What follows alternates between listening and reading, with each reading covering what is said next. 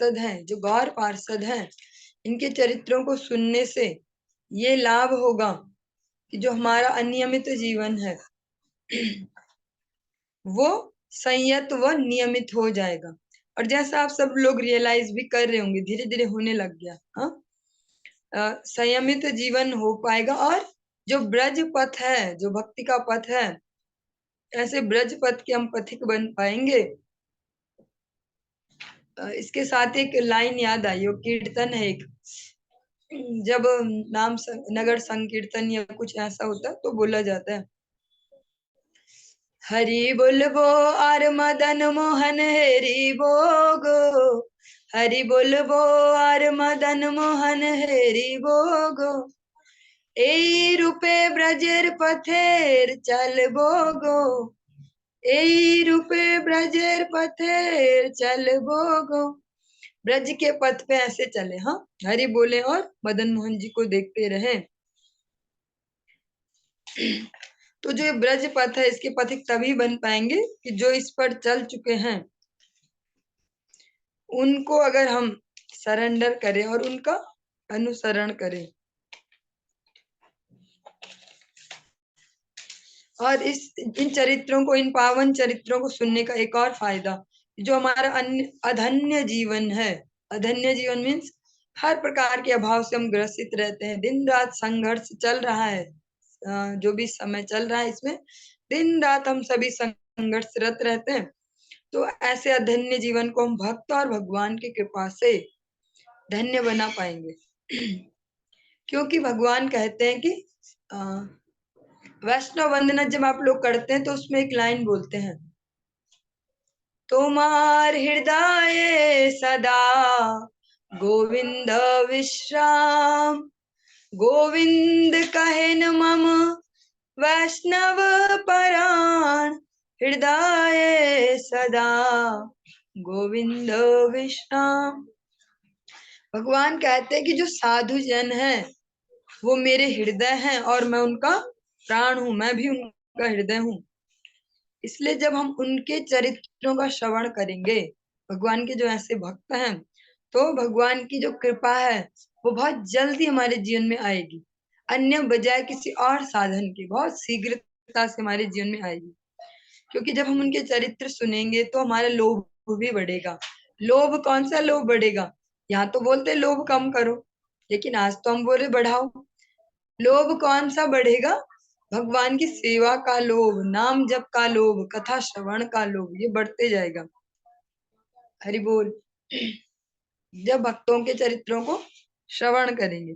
चलिए, इसी श्रृंखला में हम आज श्रवण कर रहे हैं कल से श्री निवास आचार्य जी का पावन मंगलमय चरित्र।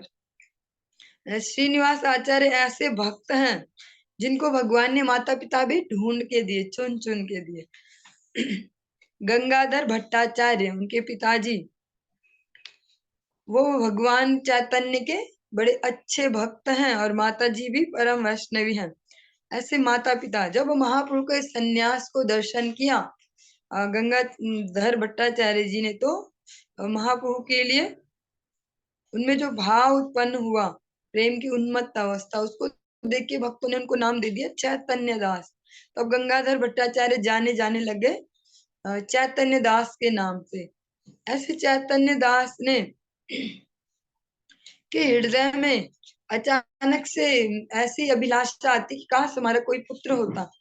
तो उन्होंने उसको ये नहीं कि हम छुपा दे, दिखे कि हम निष्काम भक्त हैं, ऐसे नहीं किया, उसको नॉर्मली एक्सेप्ट किया और अपनी धर्मपत्नी को बताया कि ऐसी इच्छा अचानक से कहाँ से आई मेरे दिमाग में, तो कोई विचार भी नहीं था ऐसा कि पुत्र होना चाहिए।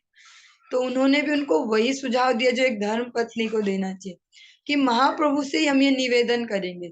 तो दोनों गए और नीलाचल धाम महाप्रभु के पास।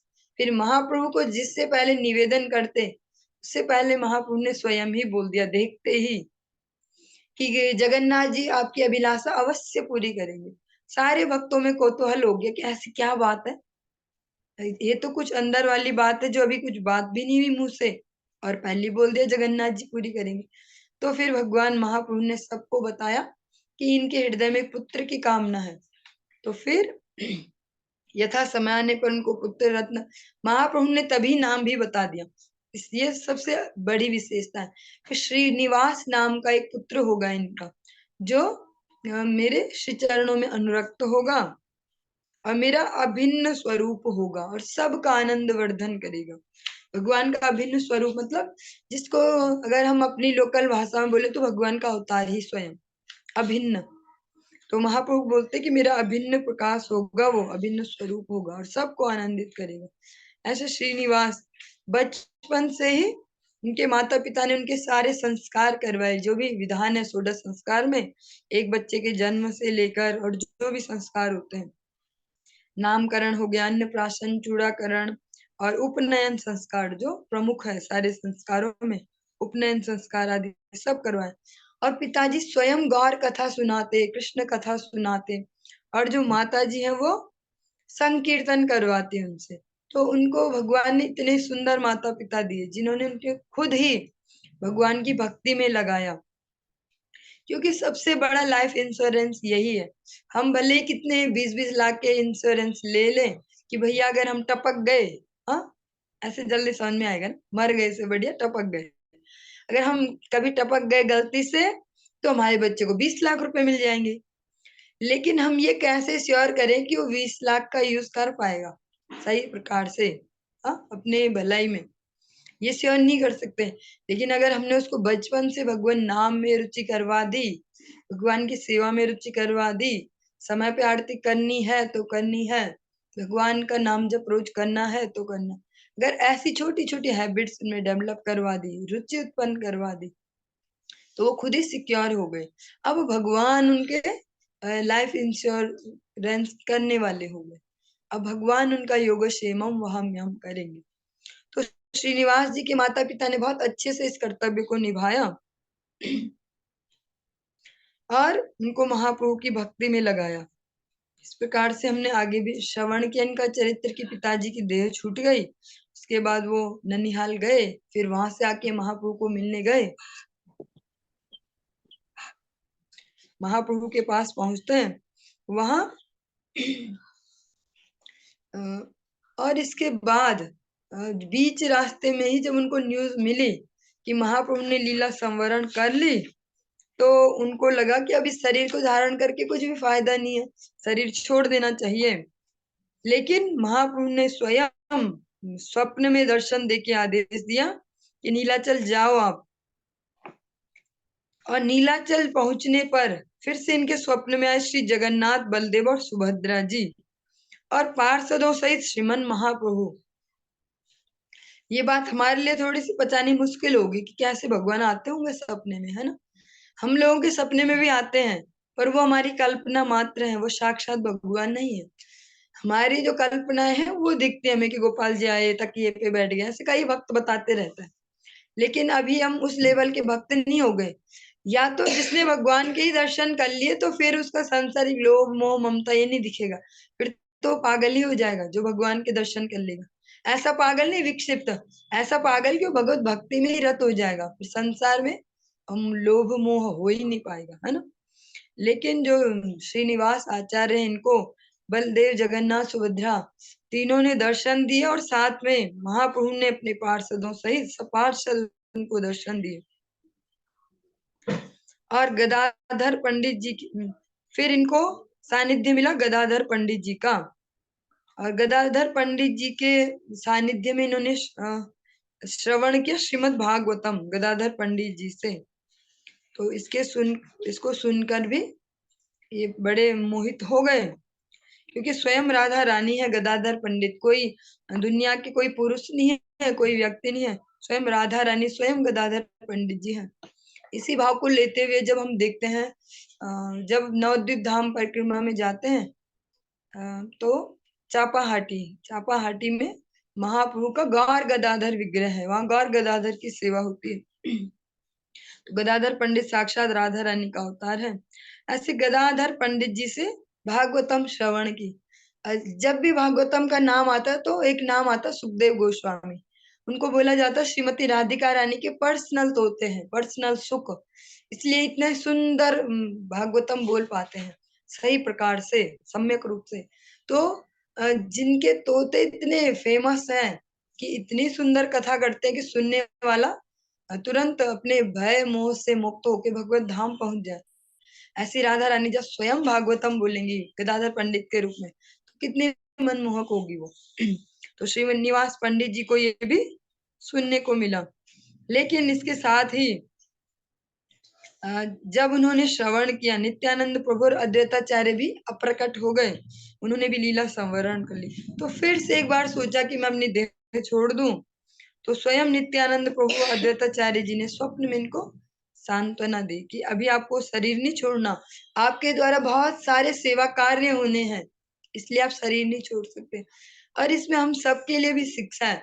हम लोग डेली संघर्ष कर रहे हैं ना अपने जीवन में, अलग अलग, सुबह से कोई किसी से शेयर नहीं करता, लेकिन सबके जीवन में अलग अलग संघर्ष है। इस समय कभी लगेगा बेकार है ये दुनियादारी, छी मर जाना ही सही है, ये कभी लगेगा बहुत बढ़िया है यार, ये तो बहुत बढ़िया है। ऐसे अलग अलग भाव। लेकिन हमेशा हमेशा हमें स्मरण रखना है कि जो हमारा देह भी है, हमारा स्वतंत्र अधिकार नहीं है इस पे। ये भगवान का दिया हुआ एक उपकरण है, जिसको जितना ज्यादा भगवान की सेवा में लगाएंगे उतना प्रसन्नता को प्राप्त करेंगे। जैसे कुछ मशीन होती है ना, इलेक्ट्रॉनिक गैजेट्स, अगर उनको बंद करके रख दो तो खराब हो जाएंगे। कितनी महंगी से महंगी आइटम थी, अगर यूज करते रहो, बीच बीच में चलाते रहो तो सही। ऐसे ही जो हमारी जो भी मेधा है, जो भी एनर्जी है, जो भी क्वालिटीज है, अगर उनको भगवत सेवा में लगाते रहेंगे, मुंह को पटर पटर बोलने की आदत है तो उससे महामंत्र बोल लें, कीर्तन बोल लें, किसी को हरि कथा बोले, एकादशी महिमा बोले, नाम की महिमा बोले, ऐसा अगर प्रैक्टिस करा पाएंगे तो क्या होगा, फिर ये उपकरण भगवत सेवा में लगेगा, तो ये अच्छे से चलता रहेगा, ये हमको हैप्पीनेस देता रहेगा। और अगर इसको सही जगह यूज नहीं किया तो ये जंग खा जाएगा, खराब हो जाएगा। और हमारा कोई इस पे स्वतंत्र अधिकार नहीं है, ये समझना होगा। अर्जुन को भगवान बोलते हैं निमित्त मात्रा भव सव्य साची, तो केवल निमित्त बन, तुझे बस हाथ में धनुष बाण लेके बस चलाना है, बाकी मार तो मैं पहले ही चुका हूं इनको। तो ऐसा ही है भगवान की कोई भी सेवा। भगवान को कोई अभाव नहीं है कि कोई करो मेरी, कोई लगाओ भोग, मुझे भूख लगी है, लेकिन भगवान चाहते हैं हम ये करें, क्योंकि इसी में ही हमारा मंगल है। अगर हम ऐसा नहीं करेंगे तो कहीं ना कहीं एनर्जी लगाएंगे, जहां भी लगाएंगे अपना नुकसान करेंगे। तो हमारे जो शरीर है इस पे, ये भी भगवान के लिए एक उपकरण है, जिससे भगवान कुछ ना कुछ करवाना चाहेंगे अपने कार्य। अगर हम ऐसा भाव बना के चल पाए तो बहुत ही उत्तम, इसको बोल सकते हैं सबसे बढ़िया यूज होगा इस मानव शरीर का। बस छोटा सा भाव अगर हृदय में आ पाए प्रैक्टिस करते करते, हे ठाकुर जी आप इसको जैसे चाहे वैसे यूज करें। और फिर इनको सानिध्य मिला विष्णु प्रिया देवी जी का, जो महाप्रभु की द्वितीय शक्ति है। विष्णु प्रिया महाप्रभु के विरह में भी है, लेकिन फिर भी अपने भजन को नहीं छोड़ा, और गौर निष्ठा जो है महाप्रभु के चरणों में वो इनकी बहुत ही अपूर्व है, ऐसी किसी की नहीं। विष्णु प्रिया देवी जो उनका जो भजन है वो सारे वैष्णव के लिए एक आदर्श है। उन्होंने किस प्रकार से, उन्होंने कैसे करके अपने भावों को भी मैनेज किया होगा, है ना। उनकी तो बहुत ही यंग एज में, युवा अवस्था में उनके पति देव, जिसको जो स्वयं भगवान है, ऐसा पति जिसका हो, वो भी इतनी जल्दी छोड़ के गए कि बस मुझे कृष्ण कीर्तन करना। उन्होंने फिर कैसे अपने भावों को भी मैनेज किया और अपने भजन को भी बढ़ाया। शिकायत करते नहीं भिड़ती रही वो कि भाग गए तो बाबा जी हो गए, भाग गए भाग गए, ऐसे। उन्होंने बहुत तीव्र वैराग्य का आश्रय लिया और अपनी गौर भजन को बड़ी निष्ठा से किया। विष्णु प्रिया जी के लिए बोलते कि वो दिन भर चावल के दानों पे हरिनाम करते हैं। जितने चावल के दाने इकट्ठे हो पाए दोपहर तक, जितने भी हुए, चाहे वो एक मुट्ठी हुए चाहे दो मुट्ठी। चावल तो बहुत छोटे हैं ना, इतने से वैसे तो है नहीं कि मटर जैसे इतने बड़े हैं, या बड़ी जैसे इतने बड़े बड़े, कि फिर उन्होंने अगर 25,000 बार नाम ले लिया तो इतनी सारी बड़ी इकट्ठी हो गई, इतनी सारी मटर। चावल तो इतने छोटे छोटे हैं, उनमें हरिनाम करते हैं। और दोपहर तक जितने भी हो पाए वो इकट्ठे, चाहे वो एक मुट्ठी चाहे इतने से ही, उतने को ही रसोई करेंगी, भोग लगाएंगी, फिर पाएंगी। ये उनका नियम है। उनकी भजन निष्ठा बहुत ही अपूर्व है, अतुलनीय है, किसी से कंपेयर नहीं कर सकते। जो भक्ति सिद्धांत सरस्वती ठाकुर प्रभुपाद हैं, उन्होंने जो माता जी लोगों के लिए जो सिस्टम बनाया, जैसे जो जिनके पुरुष शरीर है प्रभु जी लोग, उनके लिए मठ बनाए, मठ सिस्टम दिया। माता जी लोगों के लिए जो सिस्टम बनाया, जो आश्रम बनाए, उसको नाम दिया उन्होंने विष्णु प्रिया।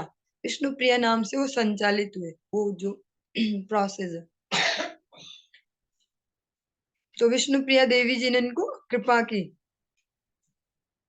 चलिए, और फिर सारे गौर मंडल में भ्रमण किया इन्होंने, सारे गौर मंडल का दर्शन करते करते सब जगह गए। श्री गौर पार्षदों और श्री नित्यानंद जी के पार्षदों के सानिध्य में आने का सुअवसर मिलने के कारण श्रीनिवास अपने आप को धन्य धन्य समझने लगे।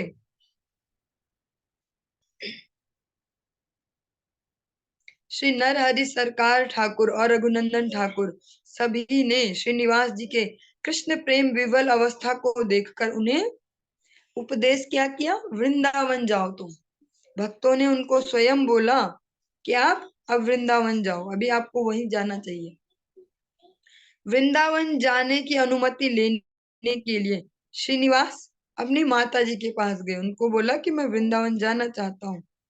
तो फिर उनकी माँ ने भी कोई इमोशनल ड्रामा नहीं किया कि तेरे पिताजी भी चले गए, अब मुझे कौन देखेगा, तू इकलौता, जो जो भी बोल सकते हैं कि एक ही तो सहारा, अंधे की लाठी, आंखों का तारा, ऐसे कुछ मुहावरे कुछ भी नहीं सुनाया, एक भी नहीं।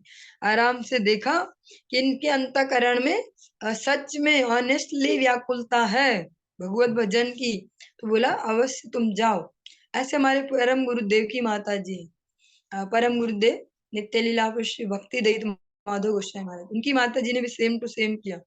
जो भगवान के जन होते हैं, या तो भगवान उनको इतनी घोर प्रतिकूलता देते हैं कि कोई उनकी कोई रुचि, कोई आसक्ति न रहे घर बार में, छोड़ो इनको ऐसे जानवरों जैसे, और या तो देंगे तो इतनी अनुकूलता देंगे कि वो खुद ही लगाएंगे कि जाओ तुम भगवत राज्य पे हो। तो परम गुरुदेव ने भी जब अपनी माता जी से इसी व्याकुलता में आदेश लिया कि मैं जाना चाहता हूँ हिमाचल, वो हिमालय, भगवान के अन्वेषण में, भगवान को खोजने, तो उनकी माता जी ने भी उनको आराम से आज्ञा दी। फिर वो 3 दिन तक यहाँ रहे, जिसको हम बद्रीनाथ क्षेत्र हिमालय पर्वत यहाँ बोलते हैं। 3 दिन तक यहाँ रहे, भगवान को पुकारते रहे, बिना अन्न जल ग्रहण किए, बिना सोए। फिर उनको देववाणी हुई, आकाशवाणी जिसको बोलते हैं, कि आप अपने जो क्षेत्र है वहां वापस जाओ, वहीं आपके गुरुदेव मिलेंगे। तो जो माता जी लोग हैं, भक्तों के जीवन में देखते हैं माताओं का बड़ा हाथ होता है ना।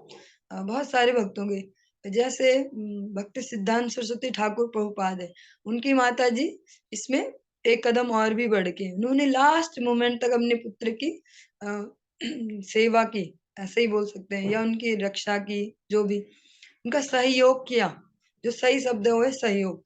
जब वो उन्होंने 7 कोटि यज्ञ किया हरिनाम का, 100 करोड़ हरिनाम का संकल्प लिया, तो उनकी माता जी जो भगवती देवी है, उन्होंने उनका पूरा साथ दिया, रसोई करने से लेके हर चीज में जो भी आवश्यकता होती है उनके साथ ही रही।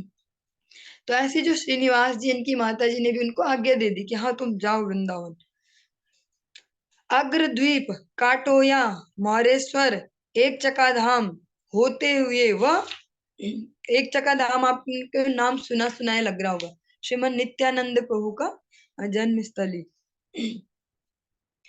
और काशी, अयोध्या, प्रयाग तीर्थ दर्शन करने के पश्चात बहुत दिनों बाद जब श्रीनिवास ब्रज में आकर पहुंचे, तो सुना, अब वो इतना दर्शन करते करते करते जब वृंदावन में पहुंचे, और पैदल ही व्यवस्था थी सारी, तो उनको ये न्यूज मिली क्या कि रूप गोस्वामी, श्री सनातन गोस्वामी, श्री काशीश्वर पंडित गोस्वामी, श्री रघुनाथ भट्ट गोस्वामी अप्रकट हो गए हैं।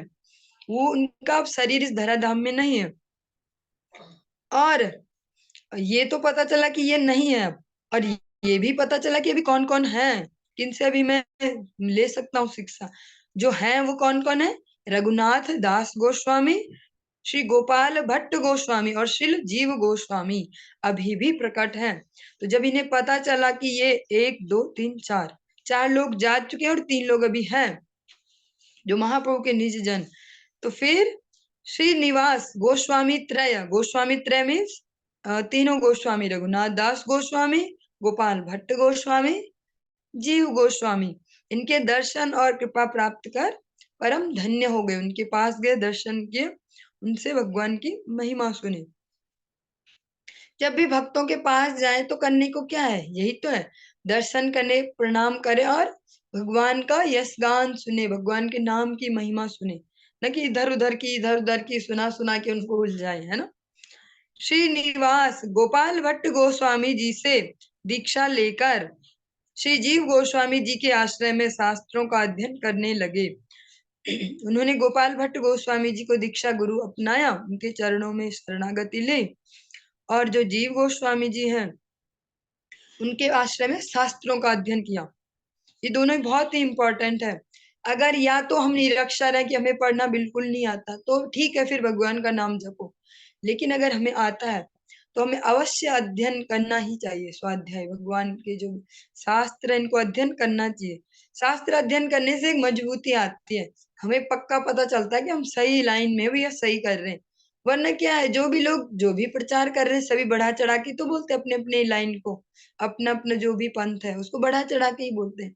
पर जब हम यथार्थ शास्त्रों का आश्रय लेंगे तो हमें क्लियर हो पाएगा कौन सही बोल रहा कौन नहीं। श्री जीव गोस्वामी जी ने स्नेह से भरकर श्रीनिवास को अपने आराध्य श्री राधा दामोदर जी के पाद पद्मों में समर्पण कर दिया, और जो राधा दामोदर जी हैं उनके चरणों में समर्पित किया जीव गोस्वामी जी ने। और यही करते हैं गुरु वर्ग, वो अपना दास बना के नहीं रखते हमको। जब हम उनसे शरणागति लेते हैं वो भगवान का दास बनाते हैं, वो भगवान को समर्पित करते हैं। वो ये नहीं बोलते कि मैं ही भगवान हूँ, अब मुझे ही जपो। हाँ, जैसा अनेकों अनेकों संस्थाओं में अब देखने को आ रहा है, अब क्या कई समय से चला आ रहा है, चलता रहेगा कि मैं ही भगवान हूँ, गुरु ही भगवान है, गुरु साक्षात पर ब्रह्म। हाँ, ऐसा नहीं। जो ये रूपानुग धारा है, रूप गोस्वामी जी के अनुगत्य वाली, इसमें जो गुरु वर्ग होते हैं वो हमें भगवान को समर्पित करते हैं, भगवान की सेवा के लिए ट्रेनिंग देते हैं, भगवान की सेवा लायक बनाते हैं। श्री निवास जी ने श्री राधा कुंड में रघुनाथ दास गोस्वामी और श्रील कविराज गोस्वामी जी से मिलकर उनकी कृपा भी प्राप्त की। रघुनाथ दास गोस्वामी जी की भजन कुटी है श्री राधा कुंड पे, आप लोग अभी भी दर्शन करते होंगे जब भी जाते हैं। और श्री कृष्णदास कविराज गोस्वामी जी से भी मिले। श्री निवास जी से उज्जवल नीलमणि के श्लोकों की व्याख्या सुनकर श्री जीव गोस्वामी जी को परम संतोष मिला। तब उन्होंने श्रीनिवास को आचार्य और नरोत्तम को ठाकुर और दुखी कृष्णदास जी को श्यामानंद की पदवी प्रदान की, जो हम पहले भी सुन चुके हैं श्यामानंद जी के चरित्र में। जब वो संतुष्ट हो गए उनके शास्त्र के जो अनुशीलन है उससे, कि हाँ इन्होंने सही से पकड़ा है तत्व को, सही जान रहे हैं इस लाइन को, तब जाके जीव गोस्वामी जी के निर्देशानुसार श्री निवास आचार्य प्रभु ने नित्य सिद्ध गौर पार्षद श्री राघव गोस्वामी जी के साथ मथुरा मंडल की परिक्रमा एवं दर्शन किए थे। अब जो भी हम ये लगभग 1 महीना से ज्यादा हो गया सुनते हुए आ रहे हैं, इसमें एक चीज कॉमन है, चाहे वो धाम दर्शन है चाहे शास्त्र अनुशीलन है, ये किसी न किसी वैष्णव के अनुगत्य में करें। अगर हमने आश्रय लिया किसी अवैष्णव का तो वो हमें उसका सही से जो निचोड़ है वो नहीं दे पाएगा। जैसे हम जाएं धाम दर्शन करने टूर एंड ट्रेवल्स के साथ, हाँ, वो बहुत सस्ते में ले जाएंगे, भक्तों की अपेक्षा वो ज्यादा सस्ते में ले जाएंगे। अगर भक्त ले जाएगा 6,000 में तो वो ले जा लेंगे आपको 3,000 में, और करवा देंगे आपका 2-3 दिन में मथुरा वृंदावन सब कुछ। लेकिन आप वहां से वो कंक्लूजन नहीं ले पाओगे जिसके लिए वहां जाते हैं। वो घूमने वाली जगह नहीं है कि वहां घूमने जा रहे हो, हाँ, जो वहां का भाव है ब्रज का भाव, अगर वो चाहिए तो भक्तों के अनुगत्य में जाना पड़ेगा। वरना क्या होगा, आपको दिखाया जाएगा जन्म स्थली मथुरा जी में, और ज्यादा कुछ नहीं दिखाया जाएगा। मथुरा में जन्म स्थली दिखा दी, वृंदावन में बांके बिहारी दिखा दिया, बाहर से प्रेम मंदिर घुमा दिया, जिसका लेना देना नहीं भक्ति से प्रेम से, ऐसे प्रेम मंदिर को दिखाएंगे, और जो जो भी ऐसे सो कॉल्ड दिखाए और हो गया वृंदावन। हाँ, लेकिन भक्तों के साथ जाएंगे तो ऐसी स्थलियों को दिखाएंगे जहाँ सच में प्रेम मिलता है। नाम नहीं है उनके प्रेम मंदिर, लेकिन वहाँ प्रेम मिलता है। रूप गोस्वामी जी की समाधि, सनातन गोस्वामी जी का भजन स्थली और टेर कदम, ऐसे दर्शन कराएंगे भक्त लोग। और ग्रंथ भी अगर हम पढ़ने जाएं यहाँ वहां कहीं कहीं 6-6 महीने के कोर्स करके आ जाएं, लेकिन उनका जो निचोड़ है वो नहीं ले पाएंगे। लेकिन अगर भक्तों के अनुगत्य में पढ़ेंगे, एक श्लोक भी पढ़ेंगे तो अतिशयोक्ति नहीं है इसमें, एक भी श्लोक पढ़ेंगे तो उसमें भी स्पष्ट हो जाएगा कि भगवान की प्रसन्नता ही हमारा मेन गोल है। उसके लिए फिर ज्यादा हजार नहीं पढ़ने पड़ेंगे। और जब एक श्लोक से स्पष्ट होगा तो हमारा लोभ बढ़ेगा, अगला भी तो पढ़े हम, अगले में क्या है। ऐसा हुआ सुखदेव गोस्वामी जी के साथ। वो तो पहले से ही ब्रह्म में स्थित हैं और माया से मुक्त हैं और पैदा होते ही भाग गए, भगवान के ध्यान में लग गए। लेकिन जब भगवान की उन्होंने रूप माधुरी सुनी कि भगवान कैसे हैं, और फिर सुनी भगवान की कृपा माधुरी, भगवान कितने दयालु हैं, ये 2 श्लोक सुनते ही वो बेचैन हो गए। ऐसे ब्रह्म ज्ञानी जो ब्रह्म में ही हमेशा रमण करते हैं, वो भी बेचैन हो गए, और सुनना है मुझे। कहाँ से सुना रहे, कहाँ से लाए ये याद करके, कहाँ पढ़ा इन्होंने, कहाँ सुना, मुझे और सुनना है। इसी लालच में उन जो ब्रह्मचारी है जिनको व्यास जी ने भेजा था केवल 2 श्लोक पढ़ा के, उनके साथ साथ व्यास जी के पास पहुंच गए। अरे ये तो मेरे खुद के ही पिताजी हैं और मैं भटक रहा हूँ यहाँ। फिर सारी भागवतम उनसे सुनी, अध्ययन किया और सारे विश्व के लिए उसको सुलभ करवाया, है ना। तो अगर भगवान के भक्तों के अनुगत्य में हम करें धाम यात्रा, चाहे शास्त्र अनुशीलन, तो ज्यादा बेनिफिशियल होगा, बजाय कि हम स्वतंत्रता से उसे करें। हरे कृष्ण।